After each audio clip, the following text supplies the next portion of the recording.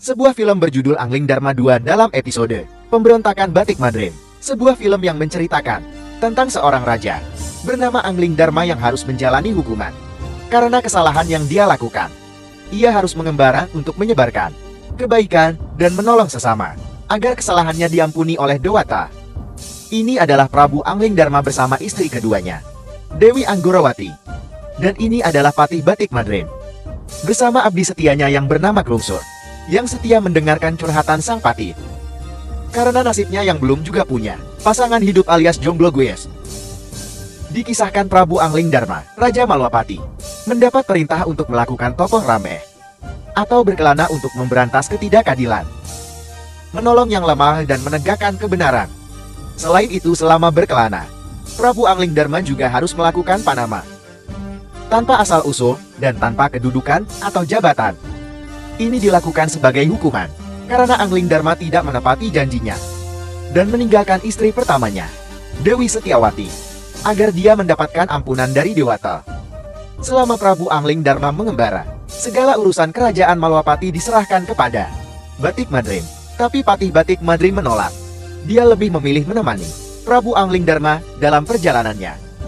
Sebagai bentuk pengabdian dirinya kepada junjungannya itu, akhirnya dimulailah pengembaraan Prabu Angling Dharma, didampingi oleh patihnya, Batik Madrim, dan seorang abdi setianya, Klungsur. Sementara istrinya, Dewi Anggorawati, ditinggalkan di istana. Mereka mengembara, masuk hutan, keluar hutan, naik gunung, lewati lembah sungai, bersukaria main air. Sementara itu di kerajaan Kertonegoro, Sang Prabu Raja Basunanda menerima seorang utusan dari kerajaan Simbar Mayuro yang bermaksud menyampaikan lamaran dari junjungannya, Prabu Pancaknyono, untuk meminang putrinya, Raja Basunanda yang bernama Kentrusilawati. Namun untuk kedua kalinya, lamaran itu ditolak. Rupanya utusan itu sakit hati. Sekejap saja dia menghilang, dan tiba-tiba Dewi Kentrusilawati pingsan. Rupanya utusan itu membawa pergi Sukma putri Kentrusilawati. Saat Prabu Angling Dharma sedang beristirahat, tiba-tiba mendengar suara wanita minta tolong. Rupanya sepasang suami istri telah menjadi korban perampokan. Sang istri hendak diperkosa, dan si suami malah lari menyelamatkan hartanya. Istri mau diperkosa, suaminya kok malah kabur. Pengecut sekali kan guys. Prabu Angling Dharma langsung menghajar mereka. Cukup mudah baginya mengalahkan para begundal kelas teri itu. Prabu Angling Dharma lalu mengambil kalung bergambar tengkorak yang dikenakan oleh para perampok itu. Akhirnya mereka menemukan markas komplotan perampok itu. Segera saja Prabu Angling Dharma menghajar mereka semut. Patih Batik Madrim pun tidak tinggal diam. Dia turut menghajar para perampok itu. Dan akhirnya, pimpinan perampok itu tewas di tangan Prabu Angling Dharma.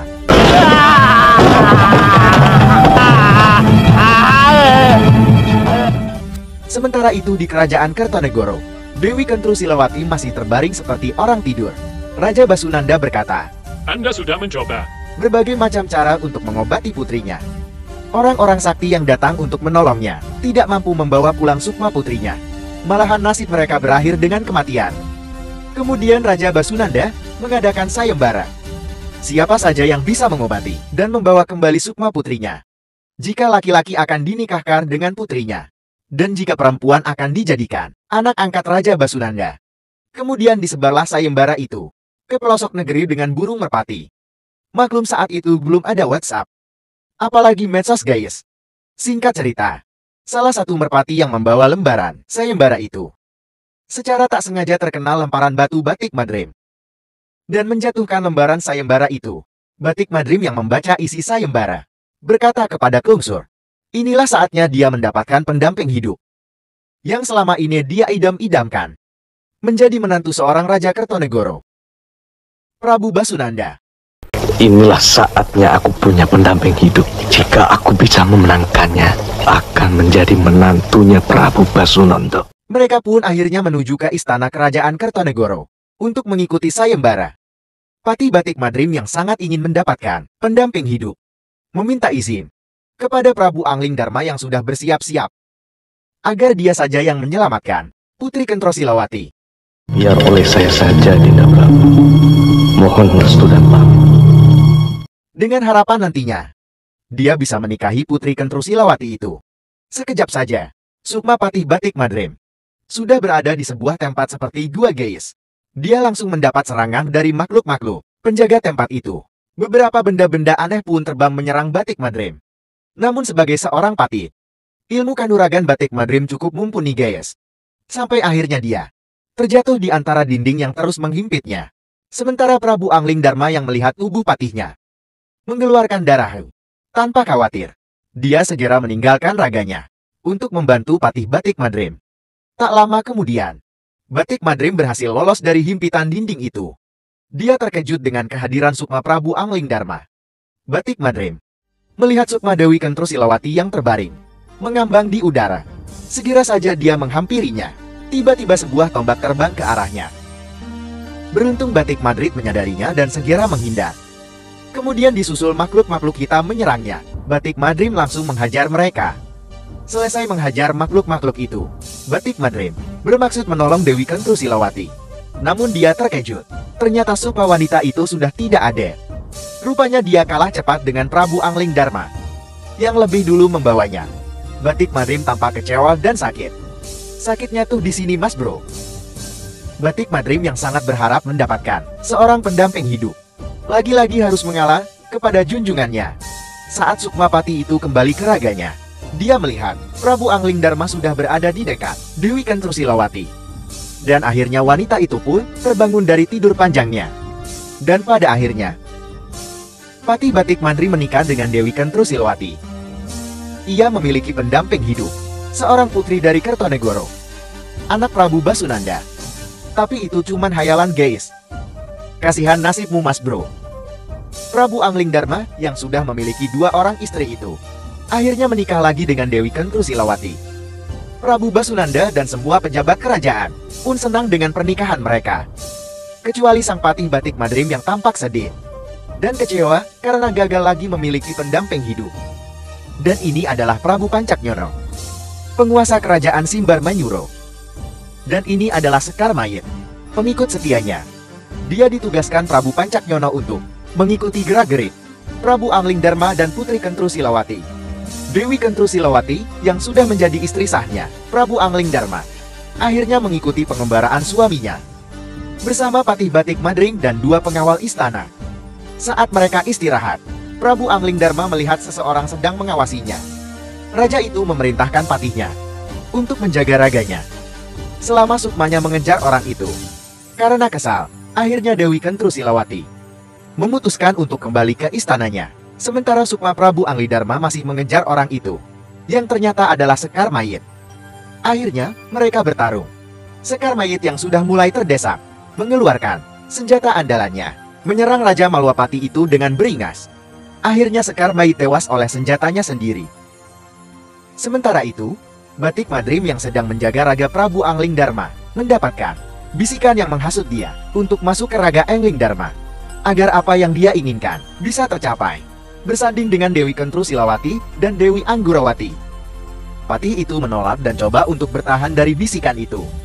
Namun bayangan kebahagiaan bisa bersanding dengan wanita-wanita yang dia kagumi akhirnya mengalahkan keteguhannya, dan Sukmapati Batik Madrim keluar dari raganya, kemudian masuk ke raga Prabu Angling Dharma. Sukma Prabu Angling Dharma yang kembali ke tempat peristirahatan terkejut karena istrinya, Patih dan pengikutnya sudah tidak ada. Bahkan raganya pun menghilang. Kita kembali ke kerajaan Malwapati, di mana Dewi Anggurawati, istri Prabu Angling Dharma, terkejut dengan kedatangan suaminya itu. Dewi Anggurawati heran melihat tingkah suaminya itu duduk di singgasana Patih, bukan di singgasana raja. Malam pun tiba, mereka bermaksud kuek-kuekan untuk melepas rindu. Rupanya Angling Dharma yang satu ini lupa dengan kebiasaan yang dilakukan sebelum memulai proses kuek-kuek. Ya, Kembang Setaman, istrinya yang curiga. Akhirnya dengan sengaja, dia menumpahkan air kembang setaman yang sudah disiapkan. Dan Dewi Anggurawati meminta kepada suaminya untuk menunda proses kuek-kuek. Dewi Anggurawati terus mengawasi gerak-gerik suaminya itu. Dia merasa ada yang aneh melihat gelagat suaminya, yang tak biasa. Sering melintir kumis, walau nggak punya kumis guys. Anggurawati meminta kepada suaminya yang KW itu untuk membuktikan bahwa dia lebih mencintai dirinya dibandingkan istri-istri yang lain. Dewi Anggurawati ingin melihat ayah milik Batik Madrim bicara. menggunakan ilmu Aji Ginam. Awalnya dia menolak, namun istrinya berjanji jika dia bisa menunjukkannya, dia akan memberikan pelayanan yang terbaik saat kuek-kuek malam nanti. Akhirnya untuk membuktikan cintanya itu, mau tidak mau, Sukma Batik Madrim harus keluar dari raga Prabu Angling Dharma dan masuk ke tubuh ayam miliknya. Saat itulah datang Sukma, Prabu Angling Dharma dan langsung masuk ke raga miliknya. Kemudian Prabu Angling Dharma memutuskan untuk kembali ke kerajaan Kertonegoro untuk menyusul Klungsur. Namun baru saja dia keluar gerbang istana, sudah ada Prabu Pancakyono yang menantangnya. Adu ilmu kanuragan. Akhirnya mereka pun bertarung. Dua orang raja dengan kesaktian yang luar biasa saling serang untuk mengalahkan.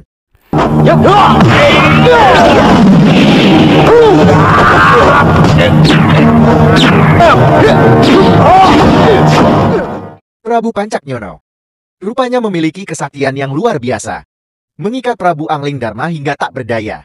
Saat itulah muncul Patih Batik Madrim yang mengawasinya dari gaun. Prabu Angling Dharma akhirnya bebas dari jeratan tali itu dan kembali menyerang Prabu Pancakyono. Namun raja ini benar-benar sakti. Tiba-tiba saja lengannya terbang dan mencekik Prabu Angling Dharma.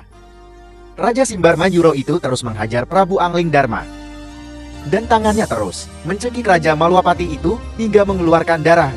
Angling Dharma terus terdesak.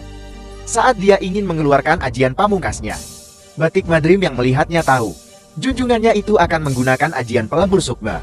Menurut gurunya, ajian pelebur sukma hanya bisa dipakai sekali seumur hidup karena bisa menyebabkan kematian. Batik Madrim segera maju dan memohon kepada raja yang sekaligus adik seperguruannya itu untuk menghadapi Pancakyono, namun Prabu Angling Dharma melarangnya untuk menembus kesalahannya. Patih Batik Madrim tidak memperdulikan larangan Prabu Angling Dharma. Segera saja dia menyerang Pancakyono menggunakan ajian pelebur sukma. Akhirnya Prabu Pancakyono itu tewas, dan Batik Madrim dalam kondisi sekarat memohon maaf kepada junjungannya itu atas kesalahan yang telah diperbuat. Setelah menerima permintaan maafnya, Patih Batik Madrim tewas dalam pangkuan Prabu Angling Dharma. Karena ketulusan Prabu Angling Dharma yang memaafkan Batik Madrim, dia pun mendapatkan pengampunan dari Dewata, dan masa topong rame yang dia lakoni pun selesai. Angling Dharma, ketulusanmu mengampuni Batik Madrim telah menggugah para dewa, telah tiba tanda-tanda ampunan. Demikianlah film Angling Dharma Batik Madrim yang membangkang. Pesan saya adalah, jangan suka nembat gebetan teman. Kasihan teman kalau kelamaan ngejomblo guys. Semoga terhibur. Mohon maaf kalau ada kesalahan. Terima kasih sudah menonton. Tetap semangat dan tetap menjadi manusia yang baik hati. Sampai jumpa lagi. Wassalam.